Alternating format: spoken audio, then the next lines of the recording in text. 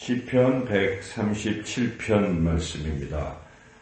시편 137편은 시편 150편들 중에 3개밖에 없는 그 저주시 중에 하나라 하겠습니다. 이 저주하는 내용은 자기 자신이 뭘 안 하면 하고 자기 자신을 저주하는 것 플러스 자신들을 괴롭혔던 에돔과 바벨론을 저주하는 그런 저주시입니다.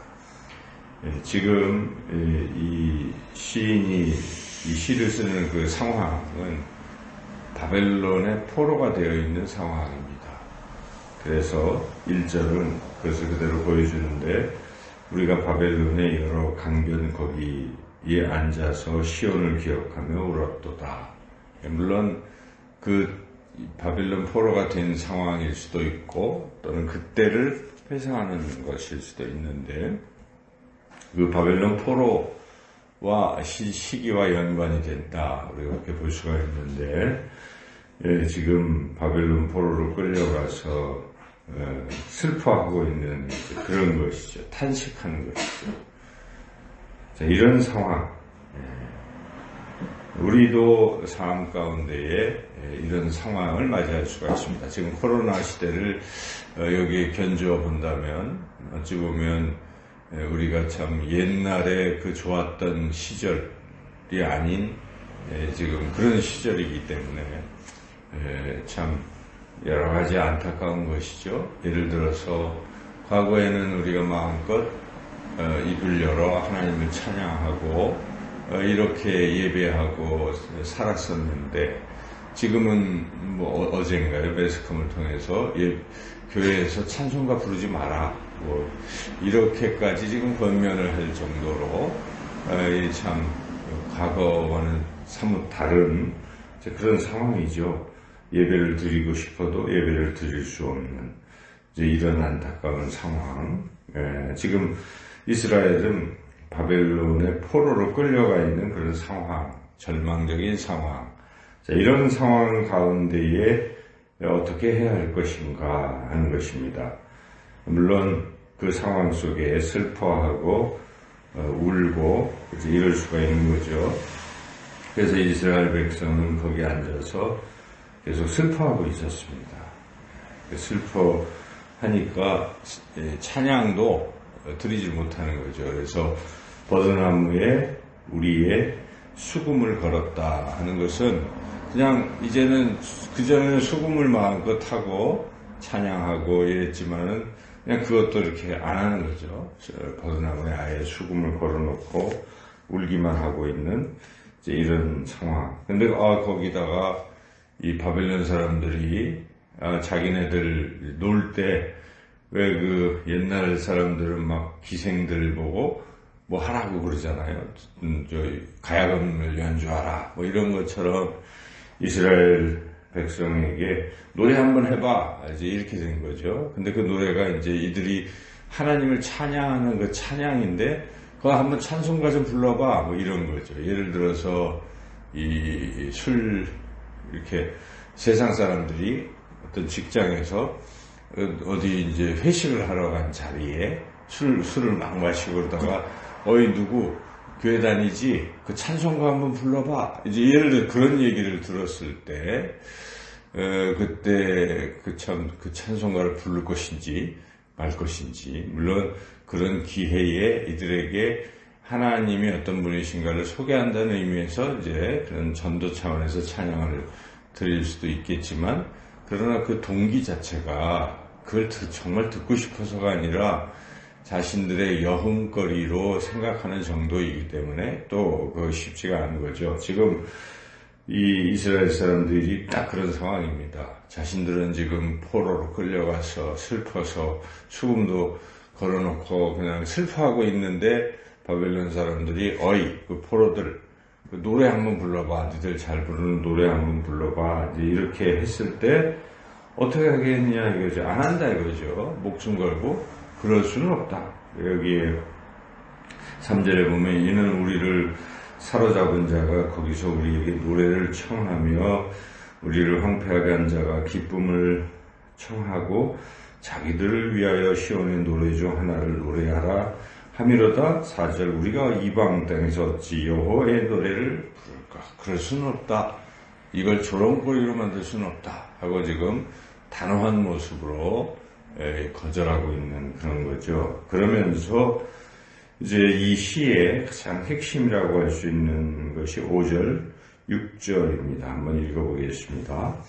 예루살렘아, 내가 너를 잊을진대 내 오른손이 그의 재주를 잊을지로다.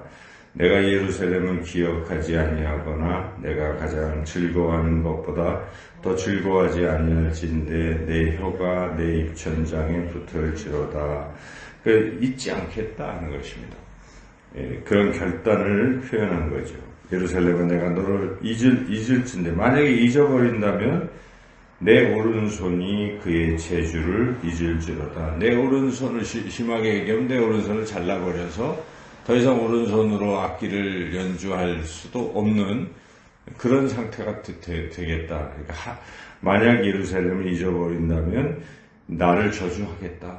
이런 뜻이죠. 그만큼 예루살렘을 기억한다. 이런 어떤 기억하겠다 하는 그런 결단입니다. 6절도 같은 것이죠. 내가 예루살렘을 기억하지 아니하거나 뭐 이렇게 할 땐 내 혀가 내 입천장에 붙을지어다. 말을 안 하겠다는 것이죠. 혀가 입천장에. 그러니까 그만큼 이 예루살렘을 기억하겠다. 이제부터는 예루살렘을 기억하겠다.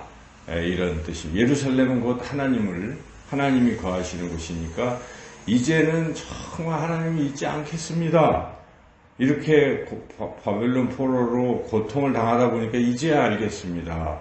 마음껏 하나님을 성전에서 예배할 수도 없는 이런 상황에 처하다 보니 이제야 알겠습니다. 이제는 다시는 하나님을 잊지 않겠습니다. 하나님을 기억하겠습니다. 하는 그런 결단입니다. 바로 이 부분이죠. 그래서 우리가 이런 코로나 또 어떤 징계, 어려운 상황에 처할 때 우리 잘못 때문에 그런 것이죠. 사실은 이스라엘 백성도 바벨론 포로로 끌려간 게 잘못 때문에 그렇지만 그런 중에 고통 중에 그래도 하나님을 기억해야 하는 것이죠. 하나님 이제는 제가 일단 하나님 잊지 않겠습니다. 이런 결단이 필요한 것입니다. 지금 코로나로 지금 정부에서는 이제 예배도 소모임도 등등 이제 많은 사회적 거리두기에 많은 것을 특별히 교회를 향해 그만큼 지금 감염이 일어나고 하니까 물론 그렇죠. 자, 우리가 그건 주의를 해야 하지만 그러나 그렇다고 해서 우리 신앙 자체가 위축이 돼서 이참에 쉬자. 행여나 사람이 안 보면 멀어진다고. 교회 예배당에 잘 안 나오다 보면 나중에 무신론자가 되거나 신앙을 잃어버리는 사람들 참 많습니다. 그래도 그나마 좀 습관적이지만 예배당에 가고 내가 그래도 교인이다 하는 생각 속에서 그래도 신앙이 유지가 되는 면이 있는데 진짜 신앙이 진심으로 들어가지 않는 사람들은 상황이 바뀌면 잊어버리는 겁니다.